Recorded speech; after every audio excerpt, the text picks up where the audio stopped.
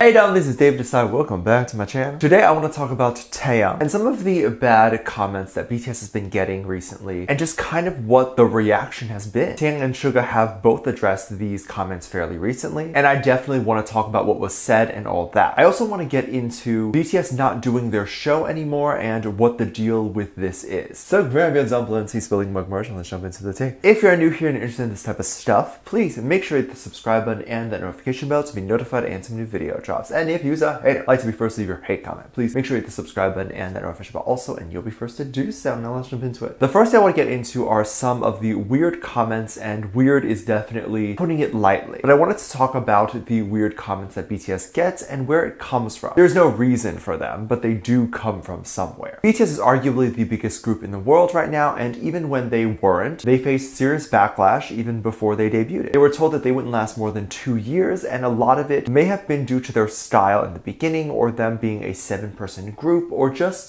from the fact that they came from initially a small company. The 7-person group thing was such a big deal even when they came to America. The longest running joke of them was that there were so many of them, and people made jokes like cut it down or whatever. And I think now people see that the group needs 7. There's a specific dynamic and style that would only work with all 7 of them. It makes the dancing look a lot more dynamic and makes the songs a lot less boring when they're constantly switching different voices and sounds. It just works. But given that they did get a lot of hate when they were much smaller, of course they are going to get tons of hate as the world's biggest boy group. People want to try to take them down so their group can succeed, or there's a lot of sociopaths that exist in the world that feed off of people getting mad. And some people send death threats in hopes to get attention from other people in the fandom, not realizing that the celebrity can read those and might be upset by reading those. Or they know and they hope the celebrity does read those, in which case you're a little sick in the head. Kind of like my old friends. Anyway, Suga actually was on a live stream previously and apparently answered hate comments in a very clever and savage way. And he is absolutely amazing for doing this. There was an influx of comments and Suga noticed it, and it was people defending Suga from hate comments. And I think maybe some were asking how he deals with them, but I can't read Korean and there could be some translation errors, so I am going by what is said online. But Suga responded saying that you guys, as in armies, care a lot about hate comments. Suga said he felt bad about the people who leave hate comments because he doesn't read them. This includes the death threats and people threatening to really hurt BTS. So Suga said basically to go ahead and leave the comments, but he will not read any of them. It will just be a waste of time for the hater. But I do feel like the haters are not writing it for BTS, but to get attention from the fandom. But he definitely does read things online to even know that he gets hate, right? Or that armies are concerned for him. So what I gather from this is that going forward, he won't read any comments, which is why you rarely see him on Weverse responding back to comments. And that I think is okay. You have to think about your mental health first, and if you can't deal with the hate because he already has depression and all that, I would not push myself to read comments online that could make that worse. BTS grew so fast here in America, like literally exploded. And I am sure they didn't know what to do with all that. Suddenly after Dynamite, they just became a household name. Of course, there is going to be a whole new audience that is looking at them and a whole new set of sociopaths or people seeking attention. I definitely agree with what Suga says about not reading comments. I feel a similar way. I will respond to a few comments, as many as I can, but at a certain point I will stop because I don't want to keep reading and find a comment to ruin my day. Tan had a live stream a little while ago, as well as he decided to ask armies what armies felt about the clothes that he had picked out. Tan had bought these clothes for himself, and for a lot of celebrities that have had their whole life controlled, picking out some clothes of your own is a big deal. I'm sure you can remember the first time your parents let you pick out your own clothes, or you had money to buy your own. And if you're not there yet, you'll get there. But it's a big deal. It's your first way of expressing yourself, and I thought Taeyang did a great job at picking them out, and they looked cool. When he was excited to show them, the comments were mostly supportive, but some haters found their way in and talked about how they didn't like the clothes and that they would look bad on Taeyang. Depending on how rudely they said it, that could be a problem. I don't think innately saying that certain clothes don't look good is hate. I think if you said it rudely, then it is. But Taeyang apparently did take it as hate, meaning it was probably rude, which is sad that he had to read that. He told the hater that if the hater continued to give those comments, Taeyang would cry. Some people believed this would be Taeyang's reaction to all hate comments, not just ones where they were talking about clothes. BTS gets a lot of threatening comments, and it is not great to think that there's people out there that want to hurt you. And I can only imagine Taeyang's possible reaction if he were to respond to comments like that. I don't think these topics are talked about enough, and I don't think people really understand that making comments, whether a joke or not, that you want to hurt someone or whatever, I don't think they understand how badly this crosses the line. A lot of celebrities aren't trying to be mean or rude. They just want to do their art and then enjoy their life. They have a great one that they built for themselves. But nowadays people are getting canceled for things they didn't mean or things they didn't say and getting hate for buying clothes. It's a very weird time where people are canceling everything. It's like, what do you plan on watching then? There's only so many celebrities or entertainers in the world. It hurts that they know these comments exist and choose right now to ignore them or not think about them. I hope these idiots that are leaving these comments go find something to do with their life. At the end of the day, it's music, it's entertainment, it's not that serious. We don't need to be threatening people over music. You see how it doesn't match? Like, if someone hurt your family, then okay, do it. Send some hate comments. Bully them for hurting your family, but someone making music? I don't know. I wasn't very surprised that BTS members chose not to do as many live shows or live streams as they used to. I feel like they didn't have the mental capacity to deal with all that. But hopefully that gets better. They do have a lot on their plate, as well as recently we had the announcement of Run BTS coming to an end. The finale episodes have started to air, and I think part 1 just came out, so there'll be a part 2, and maybe that's it. I believe I read somewhere that the finale is just temporary. They didn't say for how long, but it's not that the show is over. They're just taking a break. I think it's weird because they usually take a break, right? Like before a comeback or anything like that, they'll just stop filming and put out music, and people don't even notice that the show stops. Because a lot of people only watch the show to keep up with BTS. So if they start seeing BTS perform or whatever, they don't even notice Run BTS is not coming out every week. But they announced it this time, which I did think was weird. Do they always announce it? And I just didn't realize. But people were sad because they thought this was over. And the caption in the video kept saying finale and last one or whatever. I think they're trying to focus on In the Soup season 2 and possibly their comeback. When you start seeing a celebrity or artist do features after not doing too much for a little while, expect a comeback, because it's usually not by accident. They do a feature, see the audience react to the feature, and see if people miss that. And then they start making their album and builds their hype for the album. So I really think they are making a comeback, literally so soon. I don't think Run BTS is over for real. Like, I think they will continue to make it, as the point of it, I feel, was so they don't have to do Korean variety shows in order for you to get to know them. You get to know them on Run BTS, and they can profit off of everything from the show. So usually a variety show will get sponsors from a big brand, and guests that come on the show don't make any of that money. They're there to promote their album, and hopefully after going on the show they make sales. So I think Run BTS makes a lot of money, so have no fear that they will probably continue the show. Also excited to see In the Soup, which I react to on my Patreon, and will do season 2 as well. The show is similar to Run BTS. Run BTS sometimes will do game shows like simple card games or board games, and of course the boys stuck in the forest are going to look for things to do and do with each other, and things like playing board games or card games. They even built an airplane or motorboat to play with, and these are things that Run BTS does as well. So it's for sure a lot of fun. Expect big things to come up. I am beyond excited to see what new music they will make. I don't know if it will be in English or Korean, but I'm excited to see what will happen. I'm really hoping for an English album. I think they should have at least one. They have a Japanese album. Why not make an album in English too? They'll be the biggest pop stars ever with literally so many songs in so many different languages. Let me know what you think. Let me know what your thoughts are. Leave it down in the comment section down below. Give this video a thumbs up, subscribe if you haven't already, and I'm featuring this comment right here. Thank you so much for leaving a comment.